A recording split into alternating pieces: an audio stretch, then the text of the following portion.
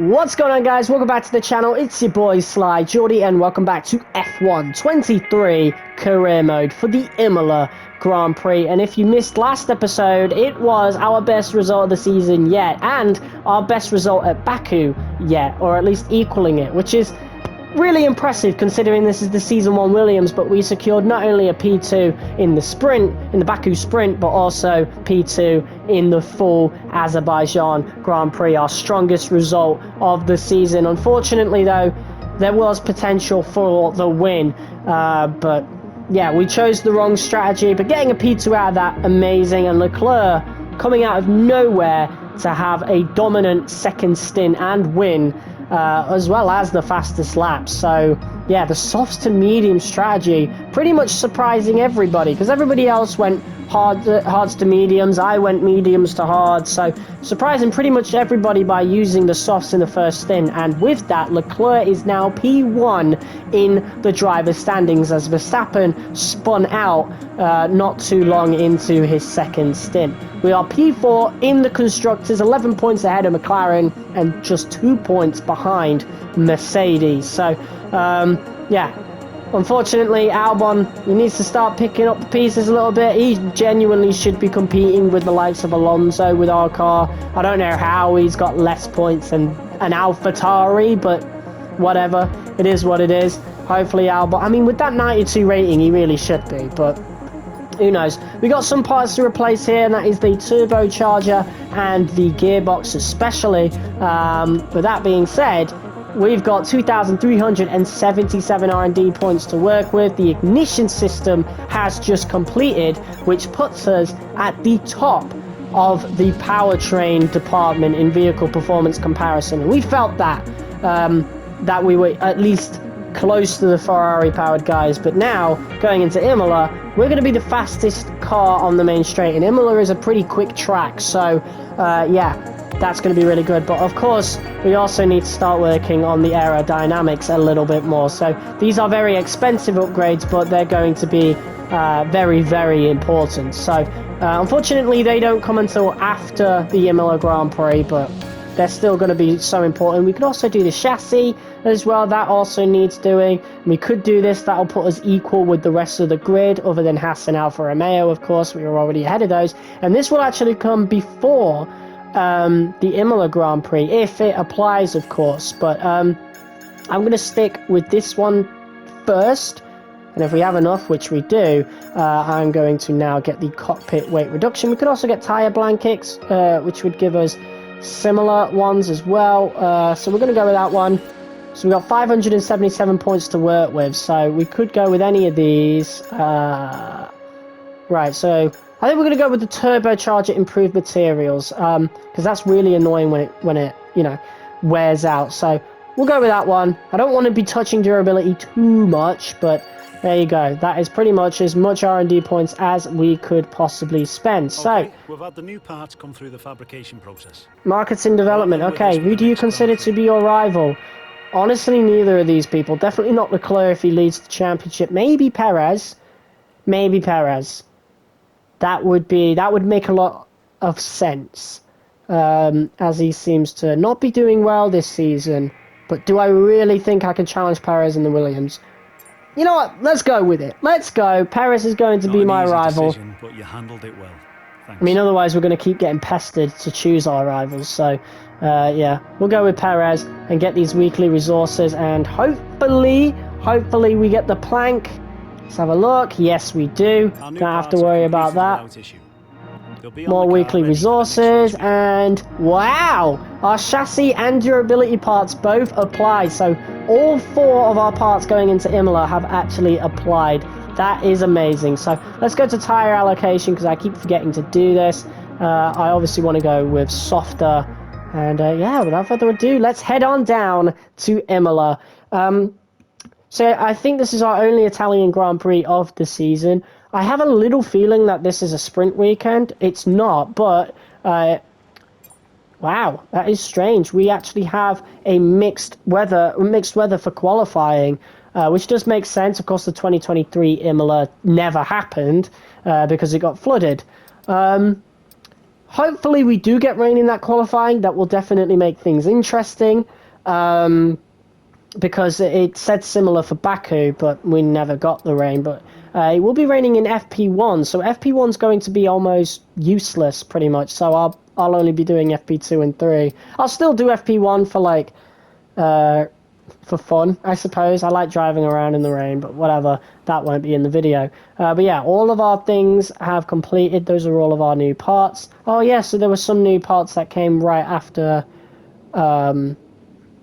Baku, so that was the wastegate actuator.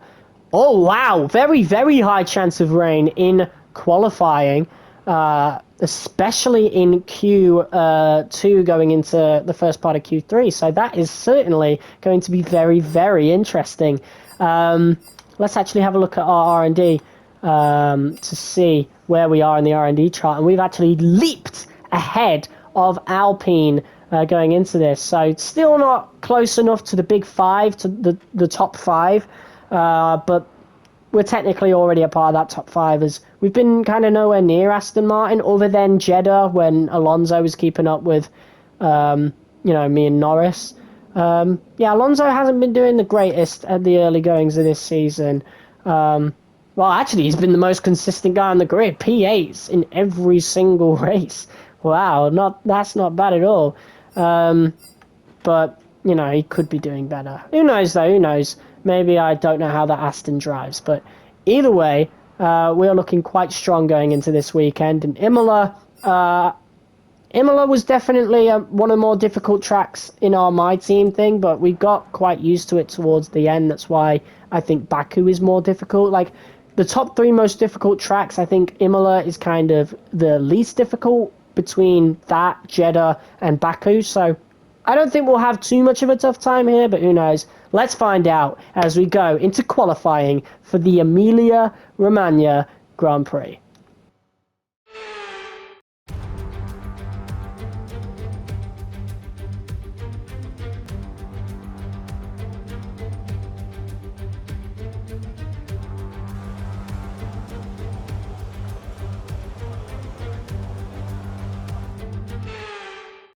Well, it's a very wet-looking Imola as we get set to do our first qualifying lap. We're on the intermediates. I don't know how the rest of the session is going to go. The good thing about the 3 qualifying sessions as opposed to a short qualifying session is that they are 3 different sessions. And so we could see some major changes as we get set to do this first lap. Now, usually we only do about 1 Q1, as I usually make it through to Q2 quite easily, but weather conditions like this, they can change a whole lot. They slow the cars right down, and it can really come down to just who has the most skill around a certain track in this weather. And of course, a track like Imola and Jeddah, for example, as well, it can change them entirely.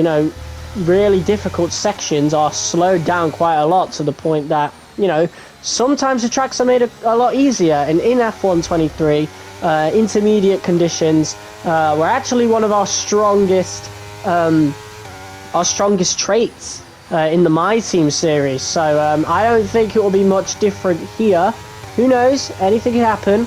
But yeah, we're usually very strong on the inters. Definitely a very treacherous track to be doing these type of conditions. But yeah, it's been a decent lap thus far, and I think we're going to be quite fine as we hop over the curves there, just about keeping the car within track limits. Again, very treacherous conditions here, but it's been a pretty good lap from us as we now go around the final 2 corners. We've got some drivers ahead of us, I think, are finishing up their laps as well. So yeah, let's see what time we get and how far up the grid we can be as we now cross the line in P2, just over a 10th away from Max Verstappen, and that's pretty much how it stays. Our teammate 2 seconds off the pace, but he is able to get through into Q2 as well. Lance Stroll in the Aston Martin, usually really strong in wet conditions, doesn't make it through, and as you saw then, it's only getting more wet out there. It's only raining heavier out there, as now we are on full wets, guys. So yeah, this is where what I said earlier about us being pretty strong in intermediate conditions, it changes as we go into the wet conditions. It's very rare nowadays that we go onto the wet tyres, not only in real life but also in the game. It's reflected there. So yeah, and honestly it feels a lot different on the wets than it does on the inters in this game, and I don't feel confident at all on the wet, so we'll just have to see what goes on. But yeah, as you can see, I'm definitely struggling a lot more. There's a lot more understeer, as it is even more difficult to find any sort of traction as we go through the standing water here. We've got Ocon ahead of us. I don't think he'll get in our way on this qualifying lap, but yeah, definitely very treacherous conditions. I did say that a lot earlier, but this is even worse. You know, I don't feel confident on these wets, and so I mean, look at all the rain droplets all over the screen, obscuring our vision as well. But it's been alright. We haven't completely screwed up. If anything, it might even be a cleaner lap than the inters, even though it will be slower. But the important thing is that it is a cleaner lap. There's less mistakes here from us, even though it is a lot more difficult to drive. We've done pretty well. As you can tell, we've actually caught up to the back of Ocon, so he's not having a very good time on these tyres, that is for sure. But as we come around the final corner now, there we go. It's P4 for us, but that's not going to matter, as later on into the session we of course had to go on the inters again. The rain is slowing up, and so yeah, that necessitated going back onto the inters just to make sure we make it through to the top 10 shootout, which we do, coming in P4 in Q2. So yeah, it only got heavier in rain as we went through the quali sessions, but now it's getting lighter, so who knows what could happen as we now move on to Q3. Alexander Albon, our teammate, P11, so really, really good for him. The AlphaTauris have started to really improve, out-qualifying the Hasses and nearly out-qualifying both Alpines as well, so AlphaTauri definitely a team to look out for, at least for Albon anyway. Hopefully Albon can stay ahead of them and pick up whatever points that he can, but yeah, we're definitely carrying the team, that's for sure. But yeah, as you can see, as we were on this lap 1 of Q3, the rain has completely stopped. So yeah, this Inters lap definitely is only a banker lap, because for sure we might be going on to the softs later on. It is early days in qualifying.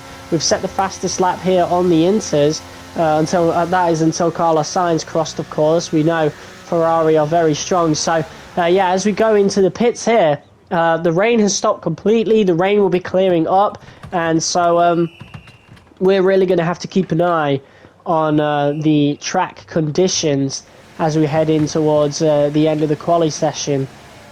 And in really chaotic fashion, yeah, we have gone through pretty much all the possible qualifying tyre sets, other than the mediums, I suppose, as our final lap of Q3.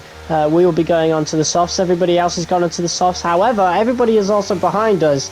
So we're going to have the least dry conditions on these soft tyres. I don't know how that's going to impact the laps, of course. We might still do really, really well, but who knows, as we are now getting set to do this lap. Coming around the final corner now. Alonso isn't too far behind us. We're going to cross the start line for our final lap of qualifying, completely bone dry on this track right here, and already 3/10 up on that Inters lap. I mean, look at how much we are gaining, already a second up from that original Inters lap. And oh, we've gone wide here. That is going to lose us a ton of time. I think that is going to play a big role into our final time at the end of this lap. That we went really wide there, nearly went into the gravel. That is not good at all, and we're not going to be able to gauge just how much time we lost there, but I guarantee that was about 3-4 tenths. You can lose a lot of time around certain corners in Imola.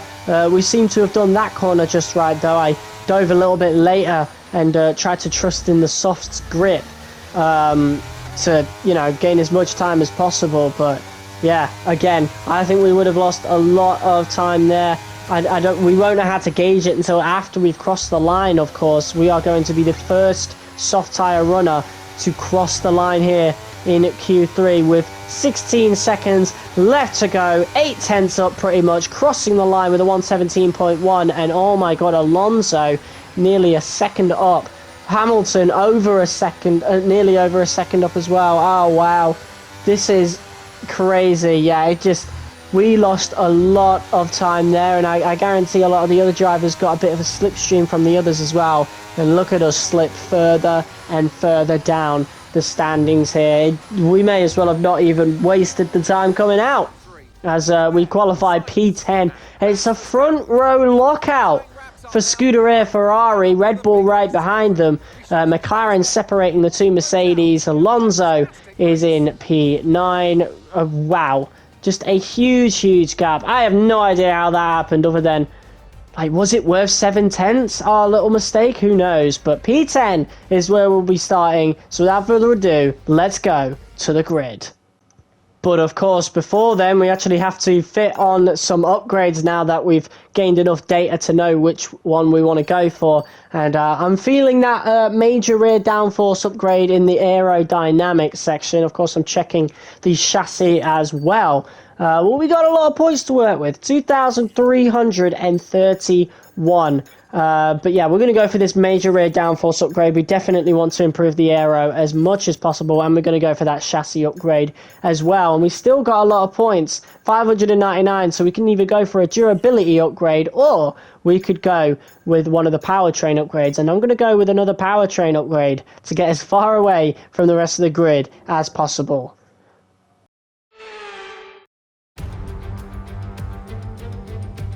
Welcome to Imola, the spiritual home of Ferrari. But you don't need me to tell you that. Just look at the red-clad Tifosi in the grandstands. They're ready. Are you ready? For the Emilia-Romagna Grand Prix. 3.1 miles of track at Imola, featuring 19 turns, 9 to the right and 10 to the left. Remember that Imola differs from most other Formula One tracks, as it's taken anti-clockwise. Let's hope nobody forgets that today. The exit from turn 18 will probably be the setup for many of today's overtakes, leading as it does into the longest straight on the circuit, and its only DRS zone. So with the race not far away from starting, here's what today's grid rundown looks like. A fantastic effort from Charles Leclerc yesterday, and it's put him on pole. And the smooth operator Carlos Sainz completes the front row. Looking down the rest of the grid, we have Verstappen, Perez, Russell, Oscar Piastri, Norris, Hamilton, Fernando Alonso, Albon, Tsunoda, Ricciardo, Ocon, Magnussen, Joe, Bottas, Stroll, Hülkenberg, and Pierre Gasly picks up the final grid slot. It's almost time for the lights to go out, so let's head down to the track where preparations are underway. It's race day yet again, and joining me for a chat is Anthony Davidson. And our racers are certainly in for a rough day today. What will you be watching out for as they head into turn 1? Well, the start of the race is always one of the most nerve-wracking parts. You have to hope that everyone is able to get off to a clean start, and this is possibly the trickiest part of the entire race. So many drivers in such a small space, and finding your braking point into turn 1 as well. It's a testament to the driver's skill that there aren't more incidents. Okay, we've got that relief of having points on the board finally, so let's keep that form up and get another top 10 finish today, please. Well, that was definitely probably the most chaotic qualifying session that we've ever had on this game. And unfortunately, we made the mistake in our only dry run of the entire qualifying session, ending up in P10. Which is still a good start, mind you, and we've got a lot of familiar faces around us. Just behind us, it's our teammate Albon. Just ahead of us, there's Alonso, there's Hamilton, there's Norris, there's Piastri. So it's all the people that we have been competing with so far this season. So I am not too fussed about it. It's quite weird to see the AlphaTauris not too far behind. One of the Alpines, of course, has received an engine penalty, so that pushes Tsunoda up, and probably Ricciardo as well. So, yeah, AlphaTauri pretty high up, so they've got some good upgrades for Imola, and this is their home race, of course, as they are situated in Italy. But, yeah, here we go. We'll be hoping to get a good start. I'm glad we're actually starting on the right. That is the best position to actually start in for Imola when we go up to the first corner. Yeah, it's pretty tight. So we want to be able to be on the outside to have the most space possible. But here we go, waiting for the 5 red lights, and away we go. It's a really good start for Carlos Sainz as he inherits P1 right there. It's a pretty decent start for us. Oscar Piastri has fallen down quite a bit as we were side by side with him just a little bit, but Lewis Hamilton is back ahead of us. Oh, hold on though, we're side by side with Lewis Hamilton. Oh my god, and that's why you want to be on the right side in that section. It's exactly what I was on about there. Very risky overtake on Hamilton, and look at the 2 McLarens fighting here. We're looking to make it 3 wide here. Huge contact made wheel to wheel with Piastri, and Norris is able to get through. I think Piastri backed off a little bit, so compromised his drive up the hill there, and we, once again, because we're on the right side, we're able to make a nice overtake on Oscar Piastri right there. There's a huge advantage being on that side of the track around here.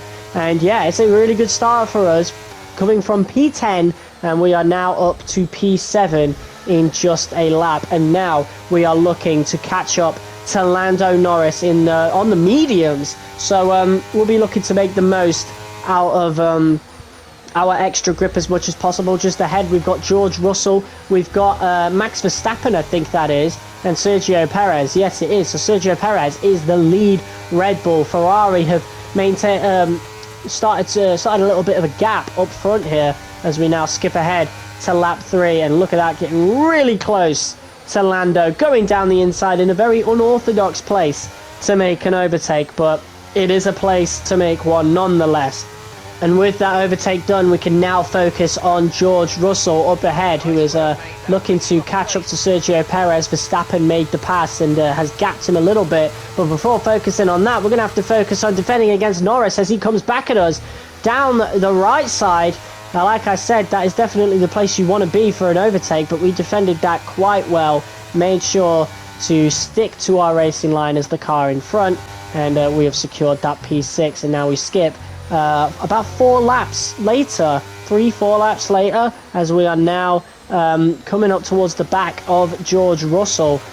We've gapped Norris, so really good for us there. Norris probably having to battle against his teammate Piastri and losing a bit of time to do that. So that's left us in a lot of clean air to actually catch up to this Mercedes here. Now, Mercedes, they've not been the strongest this season. They'll be wanting to get a good result here, but Hamilton's quite far back. He's in P9. On the back of the McLarens, getting chased by our teammate, and Russell's in P5 here, definitely struggling to keep up with the guys in front, and I think he's actually out of DRS by the time we get up to this section. So just about though, just about a second ahead is Sergio Perez. So Russell does not have DRS, however we do, so this is a great opportunity for us to catch up here as we move into our trackside cameras here, pulling out to the right side, and it is a really easy overtake. That looked really easy, too easy in fact, as we're now going to actually have a look at George Russell, who's going slow. Oh no! Engine issues have been plaguing Mercedes all season, and look at that. Oh my god. That is a third engine failure in just 4 races for Mercedes. That is absolutely atrocious. Absolutely atrocious.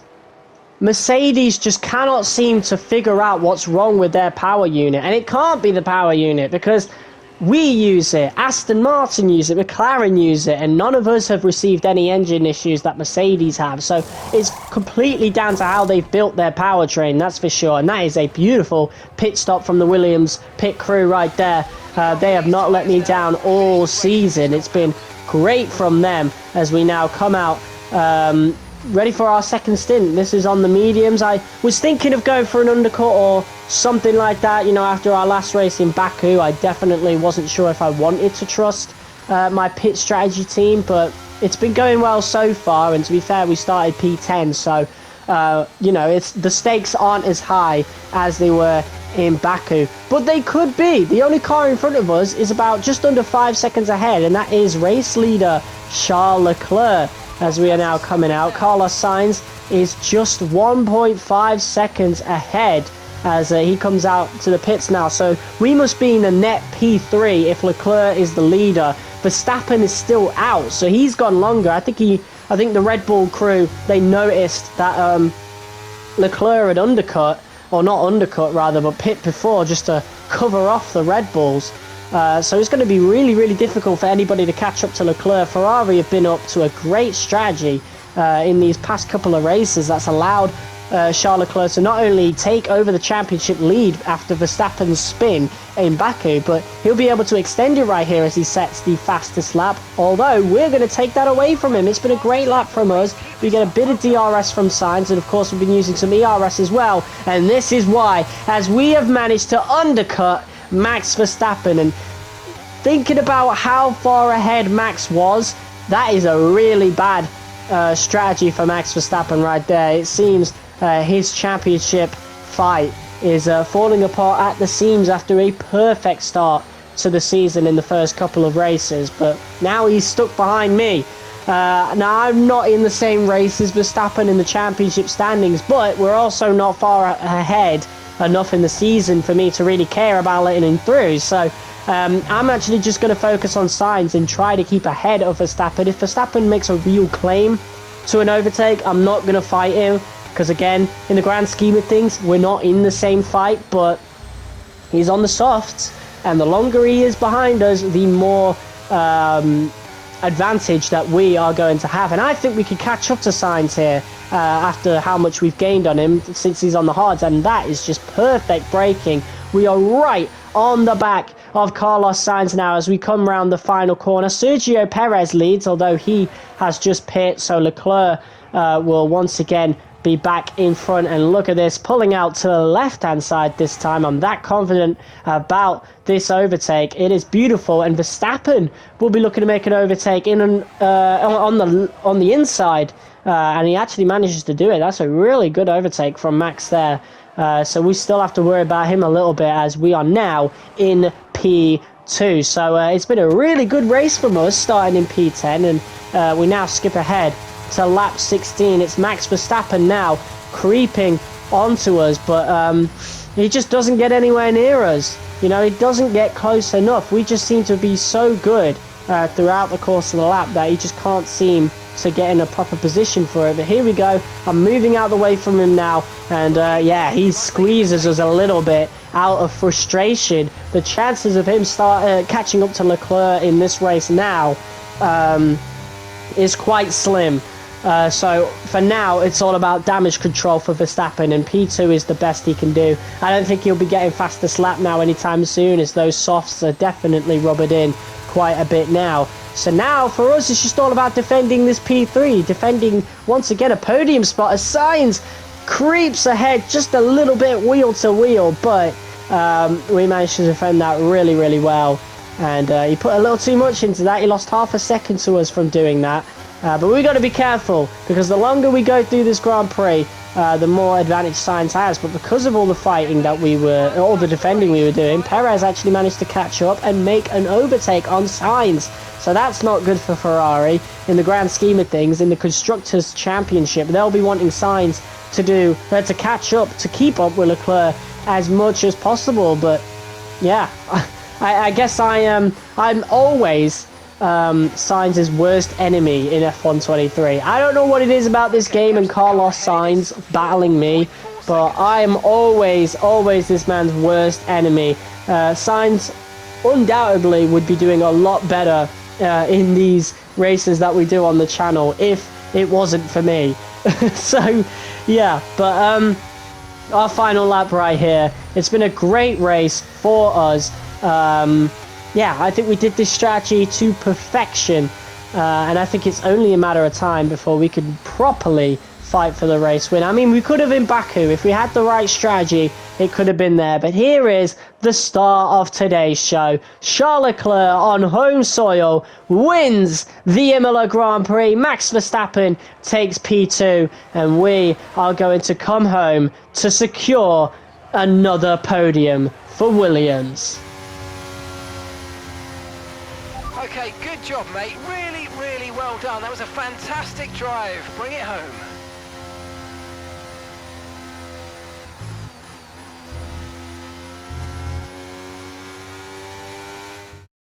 Well, what a drive that was to take the win for Ferrari today. Anthony Davidson, how do you think they were able to set themselves apart today? I really feel the track layout combined with the track temperatures we saw today suited their car. These cars come alive when the tyres are just at the right temperature, and the driver did a great job managing that as well. They just look so comfortable out there. It's like anything, it always looks so easy when it all just clicks. Looking at the podium, you can see that red suit familiar to fans across the globe. A world-class win for a world-class team. Ferrari, do it again. Well, Charles Leclerc seems to be hitting a bit of a purple patch along with Ferrari's expert strategies as of late. A dominant win in Baku, a dominant win here in Imola. He made it look easy, and he's accompanied to the podium by championship rival Max Verstappen. That's going to be a great fight this season. And, of course, myself. Who knows? We might be a bit of a dark horse in the championship battle. I highly doubt it, as our car is just not there. But who knows? If we remain to be this consistent and, Verstappen and Leclerc, if Verstappen, makes more mistakes like he did in Baku, if Leclerc starts making mistakes, who knows what could happen by the end of the season. But there you have it. And our teammate Albon was able to secure himself another point. He's got 2 points there. Yuki Tsunoda was able to score points. So those AlphaTauri upgrades were definitely coming to fruition right there. We are P3 in the standings now after George Russell's DNF and Lewis Hamilton's poor performance. And Mercedes not looking good at all. They are extremely lucky that they're even in front of McLaren right now, to be quite honest. And that's only because Lewis Hamilton placed ahead of both of them. But, for the Mercedes, they are still performing pretty poorly. Especially since, I'm in the Williams, a worse car than all of them. And, maybe it just comes down to pit strategy. We've been doing really well as of late. And we overtake Perez in this rivalry as well. Moving up more towards level 8 in the driver acclaim. And that is it for today's episode of Driver Career Mode. If you liked it, be sure to hit that like button as hard as possibly can. Comment, share, and subscribe. And I will see you all in the next video. Until next time, peace.